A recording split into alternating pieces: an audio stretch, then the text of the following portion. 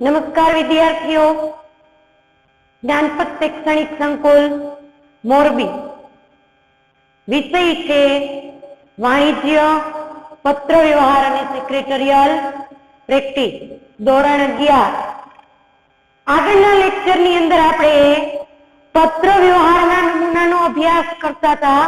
प्रकरण 5 के जेनु नाम छे पूछपरछना पत्रो अने तेना प्रत्युत्तरो।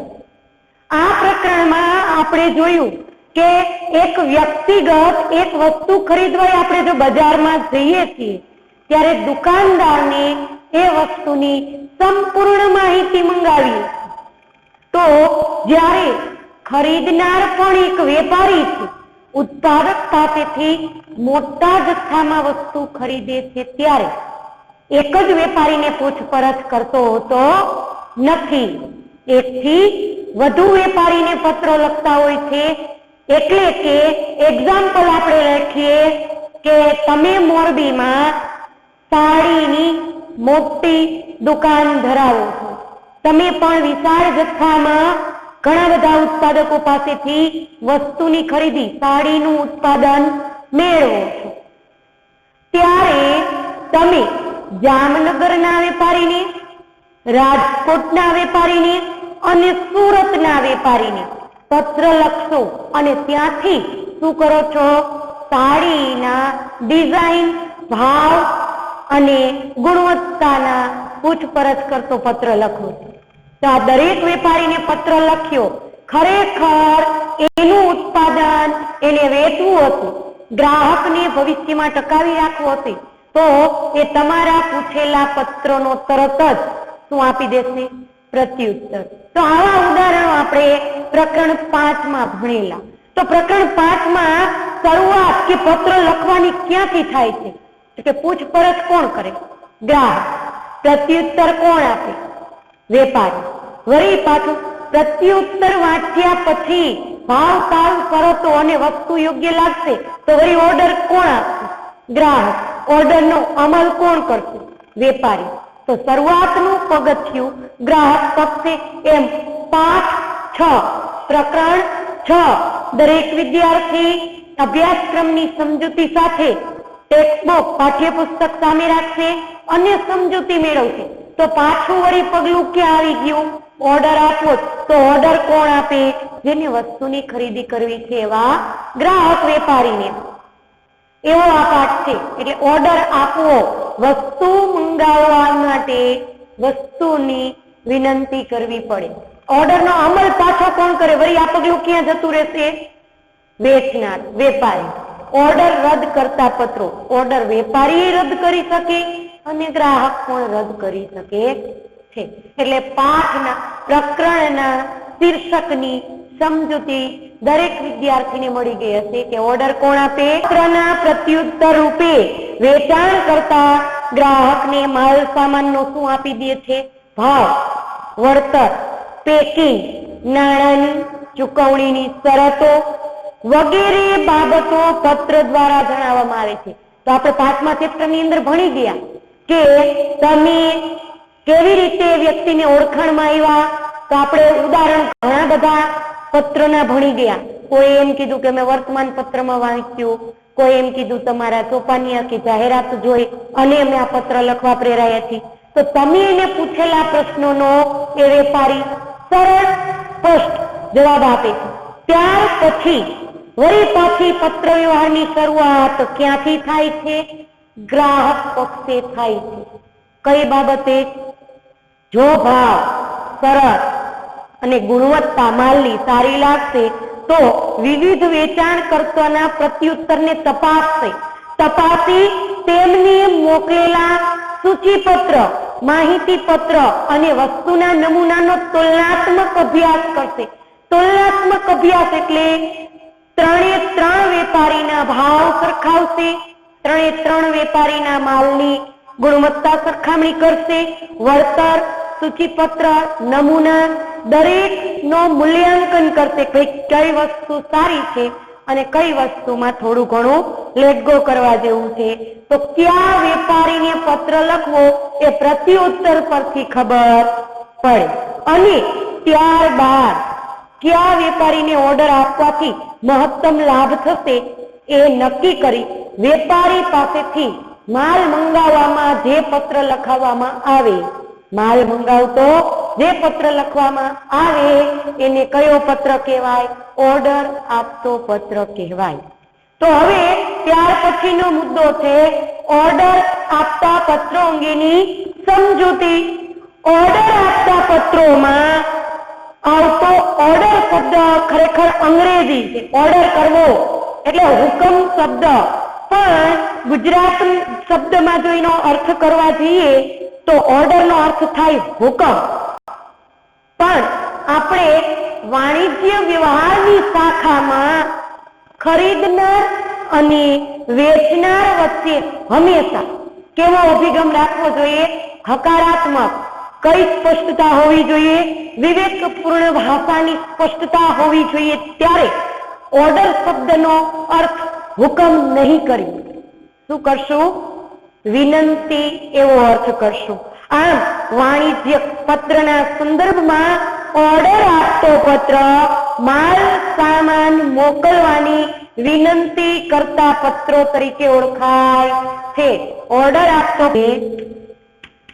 માલ સામાન મોકલવાની વિનંતી કરતો પત્ર,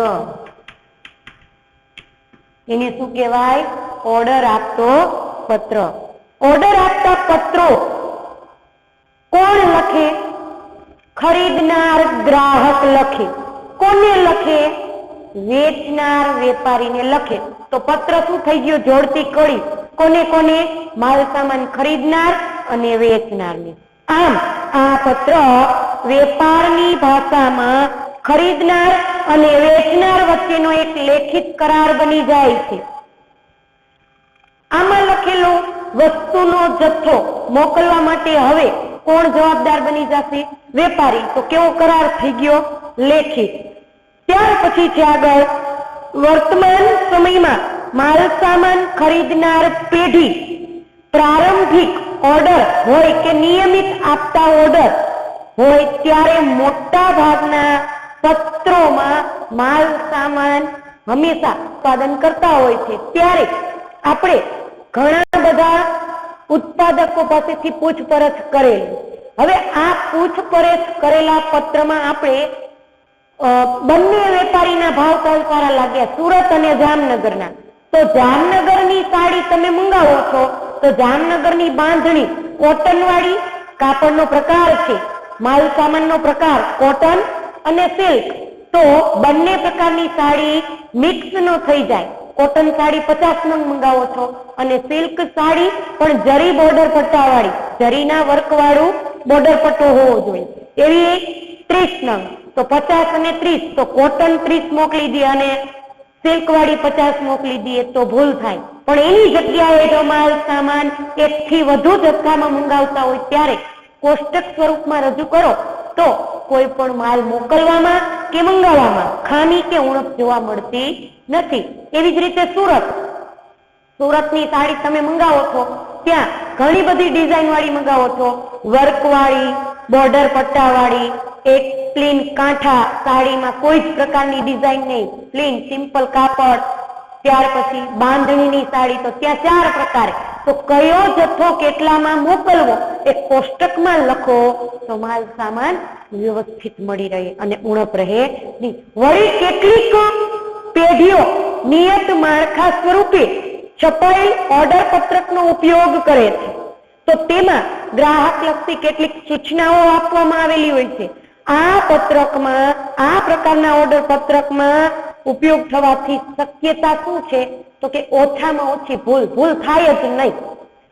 ઓર્ડર પત્રકમાં માત્ર વિગત ભરી દેવાની જેથી કરી વસ્તુ મંગાવવામાં ભૂલ થાય નહીં. જ્યારે આ ઓર્ડર પત્રક શું છે એ હમણાં તમને સમજાવું વિસ્તૃતે. જ્યારે ઓર્ડર પત્રકની વિગતો દર્શાવીને ઓર્ડર મોકલવાનો હોય ત્યારે વેચાણ કરતા પૂછપરછના પ્રત્યુત્તર પત્રની સાથે ઓર્ડર પત્રકને બિડાણ સ્વરૂપે મોકલી આપે છે. ગ્રાહક જ્યારે આ ઓર્ડર પત્રકનો ઉપયોગ કરે ત્યારે આને આવરણ પત્ર તરીકે મોકલવો જરૂરી છે. તો તમારી પાઠ્યપુસ્તકની એટલે કે ટેક્સ્ટબુકમાં 43મા પાના ઉપર ઓર્ડર પત્રકનો નમૂનો છે. તો એના માટે તમે પેલા એક એક્ઝામ્પલ જુઓ. પૂછપરછ કરનાર ગ્રાહક અને વેપારી. પૂછપરછ કરનાર ક્યાંના છે? મોરબીના. જ્યારે વેપારી રાજકોટ, જામનગર અને સુરત.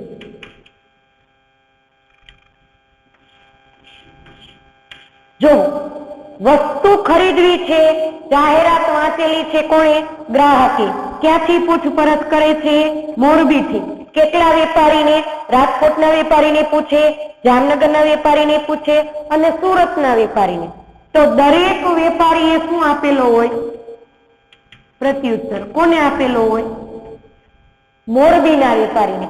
પ્રત્યુત્તર સાથે કોઈ રાજકોટના વેપારી કે જામનગરના વેપારીએ પૂછપરછના પ્રત્યુત્તર સાથે આવું એક ફોર્મેટ કે જેને નમૂનાનું ઉદાહરણ ખાલી વિગતો જ ભરવાની છે એને કવરિંગ પત્ર કહેવાય. શું કહેવાય? કવરિંગ પત્ર કહેવાય. તો માની લો કે જામનગરના વેપારીએ પ્રત્યુત્તરની સાથે બિડાણમાં એક પત્રક જોડેલું, એ પત્રકને કહેવાય ઓર્ડર આપતો પત્ર. તો બિડાણમાં જામનગરના વેપારીએ સૂચિપત્ર મોકલેલું છે, માહિતી પત્રક મોકલેલું છે, નમૂના દર્શાવતા માલનું એક કેટલોગ મોકલેલું છે અને ચોથું બિડાણ કયું હશે? ઓર્ડર પત્રકનો નમૂનો. તો અહીંયા કોનું સરનામું હોય? જામનગરની પેઢીનું નામ, સરનામું, ઈમેલ એડ્રેસ, એના ફોન નંબર, આટલું લખેલું હોય અને આ ખાલી આ રીતે વિગત આપેલું કોરું પત્રક હોય. માની લો કે મોરબીના પૂછપરછ કરનાર વેપારી ગ્રાહકને જામનગરના ભાવતાલ શરતો સારી લાગી. તો જામનગરના વેપારીએ શું કીધું? અમારા ભાવતાલ વળતર સારા લાગે તો આ પત્રક ભરી અને તમે વસ્તુ મંગાવી શકો. એટલે આ વસ્તુ મંગાવવા માટેનો નમૂના પત્ર છે જેને ઓર્ડર પત્રકનો નમૂનો કહી શકાય છે. તમારા પાઠ્યપુસ્તકમાં આપેલું છે. આ પત્રક કોણ મોકલે? પ્રત્યુત્તર સાથે વેચનાર વેપારી મોકલે. કોના માટે? ખરીદનાર ગ્રાહક માટે. શું કામ મોકલે? તો કે એને પ્રત્યુત્તરમાં આપેલા જવાબ, ભાવ, શરતો સારી લાગશે તો વસ્તુ મંગાવવા માટે આ પત્રક ભરવું પડે. હવે જો તમારી પાઠ્યપુસ્તકમાં આપેલું છે એ કવરિંગ પત્રનું ઉદાહરણ આપણે આજે ભણવાનું અત્યારે છે. તો બેનર્જી ઇલેક્ટ્રોનિક્સ 113 નહેરુ માર્ગ ભુજ. ભુજના આ ઇલેક્ટ્રોનિક વસ્તુ વિશાળ જથ્થામાં વેચનાર વેપારી છે. અગાઉ કોઈ વેપારી એને પૂછપરછ કરેલી છે એની સાથે આ બિડાણમાં જોડી દે છે. જો એમાં એના ઈમેલ એડ્રેસ અને ફોન નંબર, પછી એક સંબોધન છે ઈમેલ એડ્રેસ, પછી અહીંયા સુયજ્ઞ ગ્રાહક મિત્ર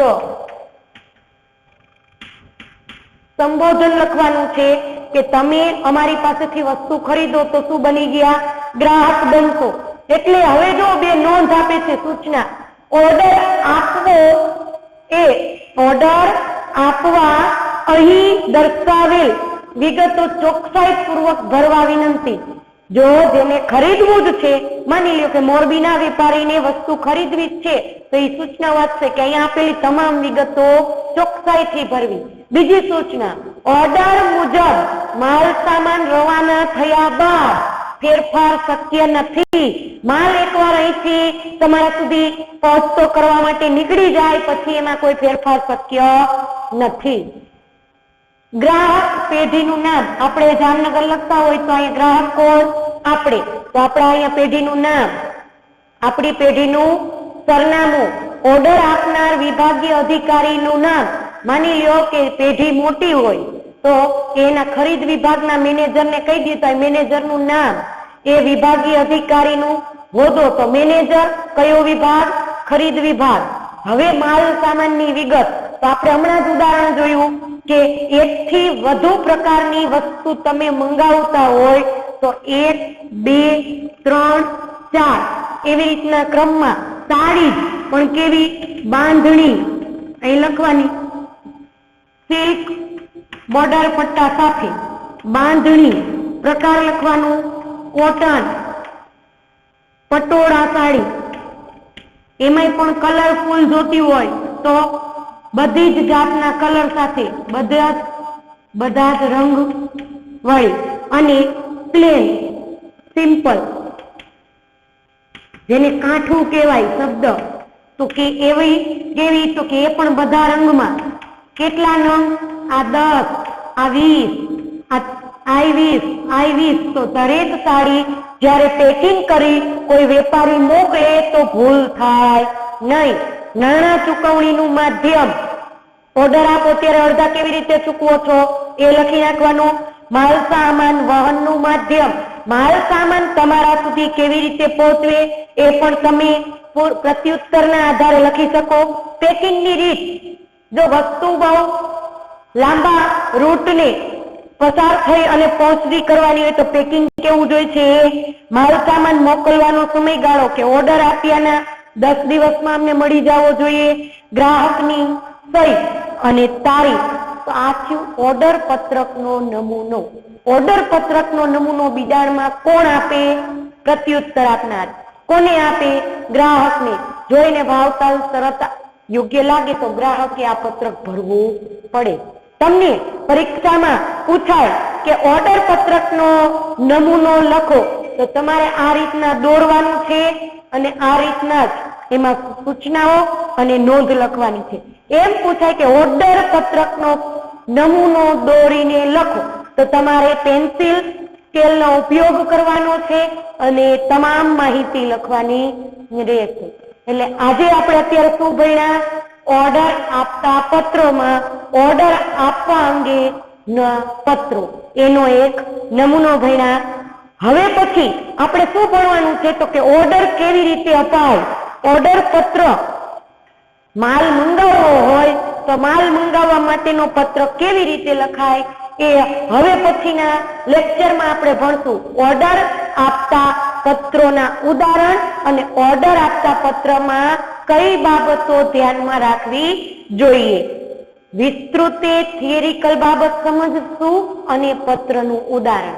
તો આજે આપણે શું ભણ્યા? ફરીવાર ઓર્ડર કોને કહેવાય? ઓર્ડર એટલે હુકમ નહીં પણ માલ મંગાવવાની વિનંતી, એટલે કે માલ સામાન મોકલવાની વિનંતી કરતો પત્ર અને તેનું ફોર્મેટ કોણ મોકલે?